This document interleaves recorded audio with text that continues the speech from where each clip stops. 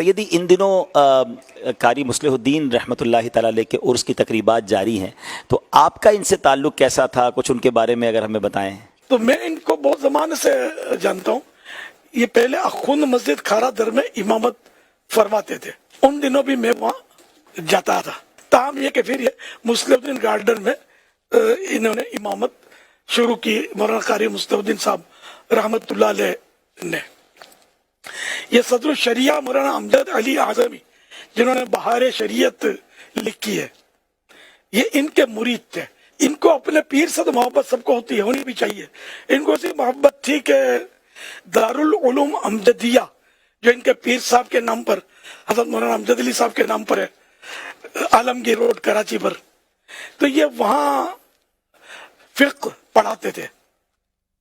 اور جب میری معلومات بتا رہا ہوں کہ آخر تک انہوں نے کبھی وہاں سے تنخواہ نہیں لی کہ میرے پیر کے نام کا مدرسہ ہے، یہ ایسے تھے۔ الحمدللہ فی سبیل اللہ پڑھاتے رہے، اور پھر یہ کہ پڑھایا بھی استقامت کے ساتھ۔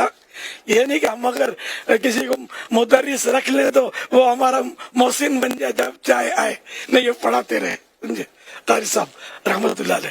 تو میں ان کی خدمت میں بہت حاضریاں دی ہیں، اور میں نے کچھ نہ کچھ ان سے عربی بھی پڑھی ہے۔ اچھا، اب میں اتنا پیار سے پڑھاتے تھے اور گردانے رٹاتے تھے، لیکن میرے نصیب میں بس پڑھ نہیں سکا زیادہ۔ ہم وہ پڑھتے تھے انشاءاللہ عربیہ، شاید یہ پتہ نہیں بغیر کتاب کے زبانی پڑھاتے تھے، تو شاید بغیر کتاب کے زبانی پڑھاتے تھے، وہ گردانے رٹاتے تھے، فاعلہ فاعلو فاعلہ، تو یہ سب یہ گردانے یہ رٹاتے تھے کہ اگر یہ پکی ہو گئی آگے عربی آسان ہو جائے گی۔ یہ اس کی جان ہے گردانے، شاید اس کو ٹینسز بولتے ہیں نا انگلش میں۔ اور کافی لوگ ان کے مرید ہوتے تھے، اور شخص بھی یعنی کہ شخصیت بھی آپ کی بڑی یعنی کہ وہ وجیز شخصیت تھی۔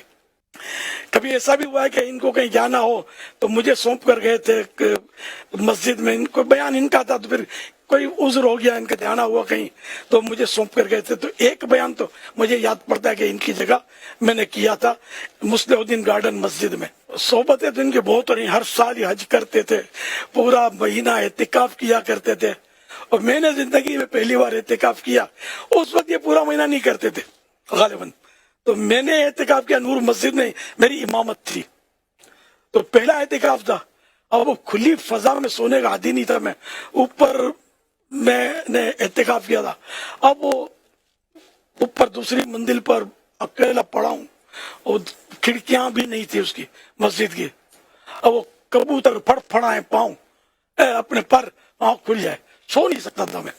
گنجان آبادی، تو وہاں مطلب یہ کہ 10 دن آخری کا اعتکاف کیا تھا میں نے پہلی وقت، پہلے اشارے کا۔ تو میں مطلب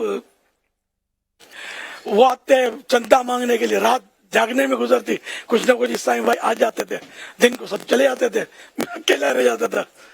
تو اب یہ کہ وہ آتے تھے، وہ چندے کے اعلانات کرتے تھے مائک پر، اب میں سو نہیں سکتا تھا۔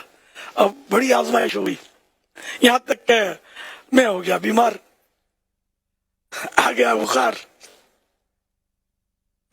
اور پہلا اعتکاف، اب میں کیا کروں؟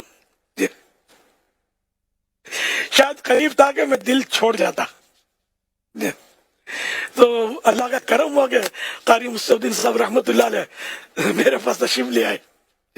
ان کو کسی نے بولا ہوگا کہ الیاس اعتکاف میں بیچارہ بیمار ہو گیا ہے، تو مجھ سے محبت فرماتے تھے، تو یہ تشریف لے آئے، اور مجھے کوئی دلاسا وغیرہ وغیرہ دیا ہوگا انڈرسٹوڈ، جب تشریف لائے تھے تو یوں پھر میں نے دل پکڑ لیا گیا، اور میرے اعتکاف جو بھی تھا وہ 10 دن میں نے وہاں الحمدللہ پورا کرنے میں کامیابی حاصل ہوئی۔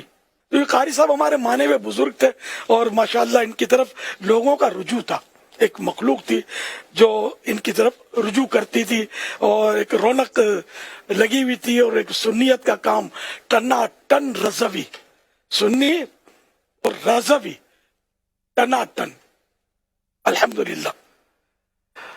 تو یوں ماشاءاللہ ان کی صحبت سے بھی مجھے سمجھو کہ سنیت میں مزید مضبوطی اور استحکام نصیب ہوا اللہ کی رحمت سے، اور ان کے ذریعے بزرگوں کی معلومات ہوتی تھی، हाफिज मिल्लत, हुजूर हाफिज मिल्लत मौलाना अब्दुल अजीज रहमतुल्लाह अलैह की बातें ये करते थे कि हमारे उस्ताद कहकर, तो इनका तारुफ हुआ। फिर सदर शरिया की बातें बताते थे और सैयदी कुतुब मदीना की बातें बताते थे। तो इस तरह इनके जरिए हमको अपने आला हज़रत के खानदान की, आला हज़रत रहमतुल्लाह अलैह के उलमा, खुलफा वगैरह की मालूमात होती रहती थी। और इनके अकीदतमंद, इनके मुरीदीन वो कराची में दूर दूर से आते थे। एक इनके मुरीद को मैं जानता हूँ, अब तो खुदा जाने वो हयात है या नहीं है, हाजी मोहम्मद अमीन शायद नाम था इनका, या अमीन नाम था, हाजी किया नहीं किया। ये गालिबन धोराजी कॉलोनी में रहते थे और जुम्मे की नमाज पढ़ने के लिए मुस्लिम गार्डन एक बार या कई बार ये पैदल चलकर इनके बारे में सुना कि जुम्मा पढ़ने आए या आते थे। ऐसे दीवाने थे। अब खुदा जी ने मुझसे बड़े थे उम्र में, जो मुझे याद पड़ता है, तो अब अल्लाह बेहतर जाने, जहां भी हो अल्लाह खुश रखे, बेश साहब मगफिरत करे, मेरी गलत फहमियां हूं तो अल्लाह माफ करे। मैं अब मतलब पुरानी यादें और अब ये जो दो चार बातें याद आई तो मैंने अर्ज की बातें तो यूं याद करने बैठे तो और भी हो सकता है याद आए। तो यूं बुजुर्गों की बातें सुन सुनकर इनसे बुजुर्गों की अकीदत बहुत मिली मुझे, और पक्के आदमी पक्का होता चला जाए। जो अपने बुजुर्गों पर जो पक्का होगा ना, उसका अकीदा पक्का होगा। अब बुजुर्गों के बारे में ढिलमिल यकीन होगा, वह सज़ों का शिकार होगा और उनमें खामियां ढूंढता फिरेगा, तो फिर ये किसको मंजिल मिलनी नहीं है। मंजिल तो सही बात है आंखें बंद करने से मिलती है अपने बुजुर्गों पर। मैं आपको ये बहुत पत्ते की बात बता रहा हूँ। बुजुर्ग माने वो कि जो शरीयत का पाबंद हो, कुरान और हदीस पर अमल करता हो।